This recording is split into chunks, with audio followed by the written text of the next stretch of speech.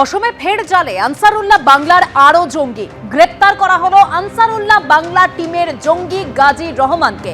অস্ত্র বিস্ফোরক মজুতের মূল কারিগর এই গাজী রহমান। গোয়েন্দা সূত্রে সেরকমই খবর পাওয়া যাচ্ছে। অসমের কোকরাঝাড় থেকে গ্রেপ্তার এই জঙ্গি গাজী রহমান। এই নিয়ে এই যে অপারেশন প্রঘাত, সেখানে মোট 12 জন জঙ্গিকে গ্রেপ্তার করা হলো।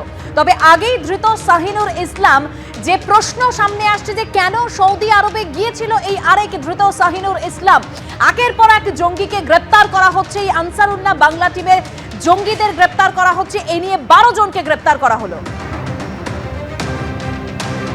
আপনারা জানেন যে একের পর এক জঙ্গি গ্রেফতার হচ্ছে এবং আনসারুল্লাহ বাংলা টিম অপারেশন প্রঘাত অর্থাৎ অসম এর এসটিএফ এর তরফ থেকে যে অপারেশন চলেছে বিভিন্ন জায়গা থেকে এখনো পর্যন্ত এর আগেই 11 জন জঙ্গিকে গ্রেফতার করা হয়েছিল। এবার এই আনসারুল্লাহ বাংলা টিমের জঙ্গি গাজী রহমান, তাকে এবার গ্রেফতার করা হলো এবং তার বিরুদ্ধে যে অভিযোগটা রয়েছে অস্ত্র বিস্ফোরক মজুতের মূল কারিগর এই গাজী রহমান, এমনই সূত্র মারফত এখনো পর্যন্ত খবর পাওয়া যাচ্ছে। আনসারুল্লাহ বাংলা টিমের আগেই যে জঙ্গিদের গ্রেফতার করা হয়েছে এখনো পর্যন্ত এদের মধ্যে 4 জনের সরাসরি এ রাজ্যের সঙ্গে যোগাযোগ রয়েছে বলে গোয়েন্দা সূত্রে খবর পাওয়া গিয়েছে। এবার আরো এক জঙ্গি, তাকে গ্রেফতার করা হলো গাজী রহমান এবং অস্ত্র বিস্ফোরক মজুতের মূল কারিগর ছিল এই গাজী রহমান এবং সেই এবার গ্রেফতার হলো। এখনো পর্যন্ত বিভিন্ন সময় অসম পুলিশের এসটিএফ তারা অভিযান চালিয়েছে, রাজ্যের একাধিক জায়গায় অভিযান চলেছে। এর আগেই মোট 11 জনকে গ্রেফতার করা হয়েছিল, আরো একজনকে এবার গ্রেফতার করা হলো।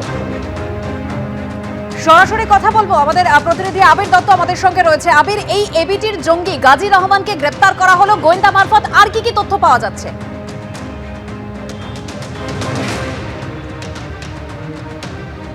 গতকাল রাত্রিবেলায় তাকে প্রথমে ধরা হয় এবং আজকে সকালে তাকে গ্রেপ্তার ঘোষণা করা হয়। এবং এই গাজী রহমান 35 বছর বয়সী এই যে ব্যক্তি, তার বিরুদ্ধে এর আগেও অস্ত্র আইনে মামলা ছিল কোকরাঝাড়ে, এমনটাই জানা যাচ্ছে।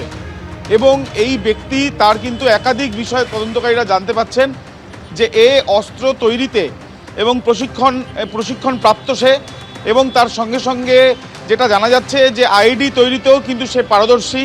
এবং এই গাজী রহমান, সেই গাজী রহমানের বিরুদ্ধে এর আগেও অভিযোগ ছিল স্লিপার সেল তৈরি করার যে পরিকল্পনা আনসারুল্লাহ বাংলা টিমের তরফ থেকে নেওয়া হয়েছিল, সেই পরিকল্পনায় যারা যারা কমান্ড দিচ্ছিল, অর্থাৎ যাদের যাদের নির্দেশ বিভিন্ন জায়গায় ছড়িয়ে পড়ছিল, তার মধ্যে অন্যতম এই ব্যক্তি।